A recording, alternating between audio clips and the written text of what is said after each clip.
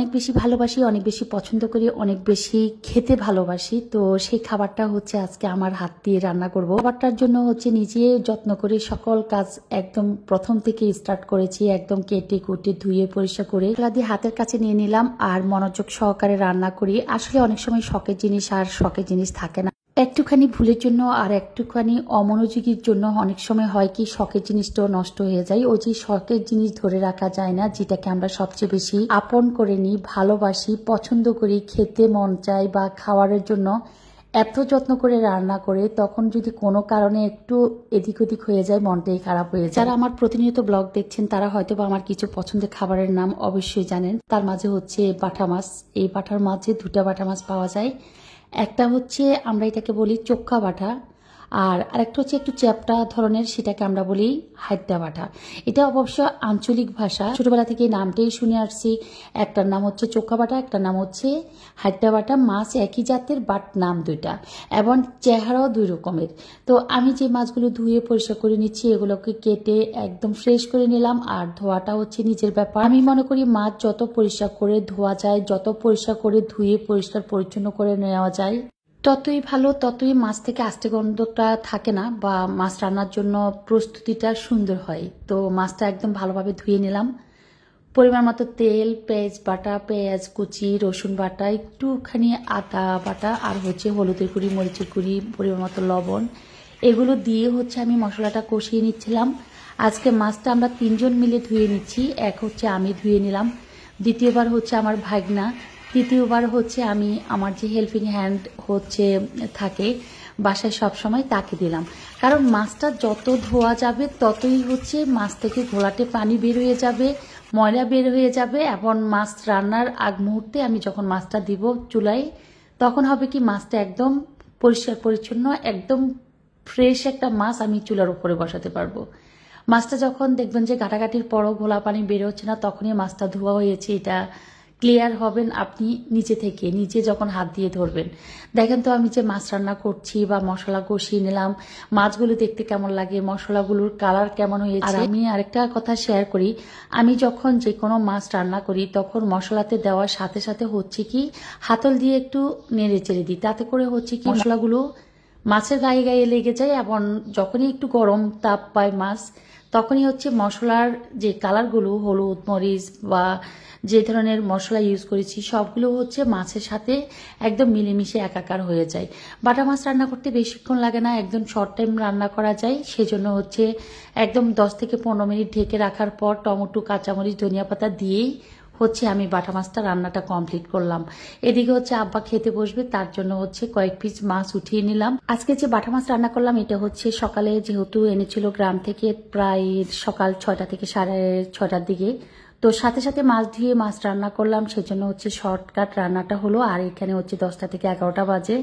আব্বা মাছ রান্না দেখে মাছটা খেতে চেয়েছিল, তাই হচ্ছে তাড়াহুড়ো করে আব্বাকে একটু মাছ উঠিয়ে দিচ্ছি। এখন সকালে যে ভাত খাবে, ভাত দিয়ে খাওয়ারের জন্য।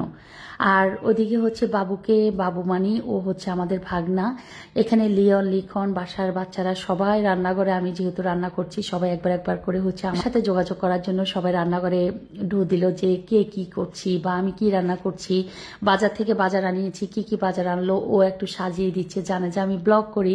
তো এখানে লাল শাক আর পালং শাক একাত্র করে হচ্ছে চিংড়ি মাছ দিয়ে রান্না করব। ওদিকে হচ্ছে টমেটো, লেবু, তারপরে হচ্ছে পান, সুপারি, চুন, আর হচ্ছে এখানে 100 ডিম আনিয়েছি, যেহেতু বারবার ডিম লাগে আমার বাসায়, এমনিতেই ডিম সবাই অনেক বেশি পছন্দ করে খেতে। তো সেই জন্য হচ্ছে কি ডিমটা আমার রেগুলার লাগে, প্রায় 1 থেকে 2 সপ্তাহের জন্য ডিম আনিয়ে রাখি, বারবার যাতে ডিম আনা না লাগে। তো এখানে হচ্ছে ও ডিমগুলো হচ্ছে পাতিলে উঠিয়ে নিচ্ছে। আর আমি হচ্ছে সবসময় যে কোনো ডিম থেকে যখন ডিম আনে তখন ডিমগুলো ধুয়ে পরিষ্কার করে তারপরে হচ্ছে আমি ফ্রিজে সংরক্ষণ করি। শীত আসলে টক ফলটা বের হয়, আসলে 10টা থেকে 11টা বাজলে একটু টক ফল খেতে সবাই পছন্দ করি। তারপর ও হচ্ছে বাজার থেকে আসার পথে হলো কি টক বড়ই এনেছিল, তো টক বড়ইগুলোকে আমি হচ্ছে লবণ মরিচ দিয়ে ওদেরকে খেতে দিলাম। আর ওদিকে তো মাছ রান্না কমপ্লিট, এখন হচ্ছে বাজার সদাইগুলো গুছিয়ে রাখছি, ডিমগুলোকে পানিতে ভিজিয়ে রাখবো।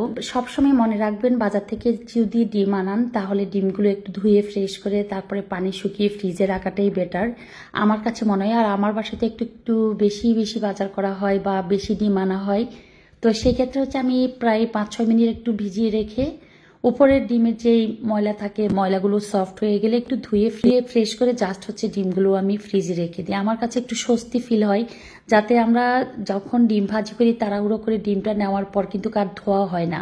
তো এভাবে রাখলে হয় কি, যখন তখন ডিমটা নেওয়া হয় আর সাথে সাথে ভাজা করার সাথে সাথে ডিমটার ময়লা থাকে না, বা ভাঙার সময় ডিম ভাঙার সময় যে ভাজি করার সময় যে ডিম থেকে একটা ময়লা পড়া ওই রিস্কটা থাকে না। তো এটা আমার একটা যে অনুভূতি বা অভ্যাসে পরিণত হয়ে গেছে, সেই থেকে বলা যে ডিম আনলে ডিমটা আমি ধুয়ে পরিষ্কার করে ফ্রিজে রেখে দিই। তো এই তো 10 থেকে 15 মিনিট হচ্ছে বা আরো কম সময় হচ্ছে, ডিমগুলোকে একটু ভিজিয়ে রাখছি। উপর থেকে ময়লা থাকুক যাই থাকুক না কেন, যাতে একটু পরিষ্কার হয়ে যায়। তো ডিমগুলো একদিকে হচ্ছে ও আমাকে হেল্প করছে কাজে, আর ওদিকে হচ্ছে পান আনলো বাজার থেকে।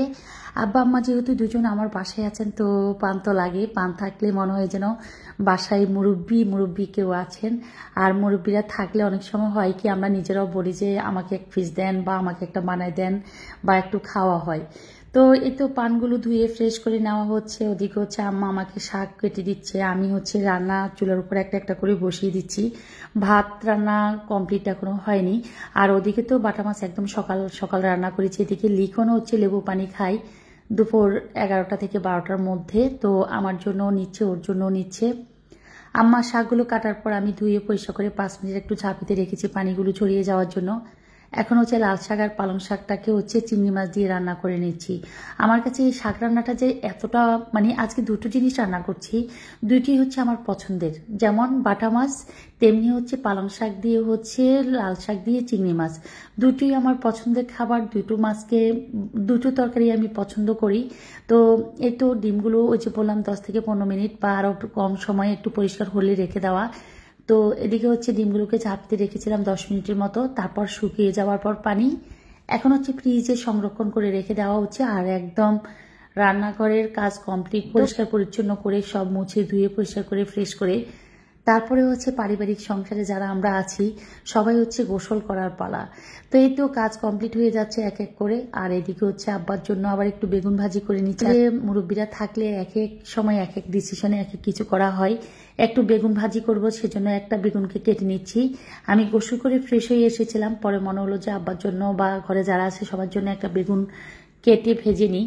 আবার হচ্ছে একটু বাদাম ভর্তা করতেছি, বাদাম ভর্তা, বেগুন ভাজি, তারপরে হলো বাটা মাছ রান্না, শাক রান্না, সবকিছু মিলিয়ে অনেক রান্নাই করেছি। তার মাঝামাঝি হচ্ছে বাজার থেকে বাজার সদে আনার পর এগুলো গুছিয়ে রাখা।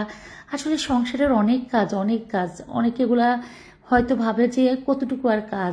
আসলে এটা যদি কেউ ভাবে, এটা অনেক ভুল ধারণা। অনেক কাজ থাকে, অনেক কাজ সমাপ্তির পর একটা কাজ কমপ্লিট হয়।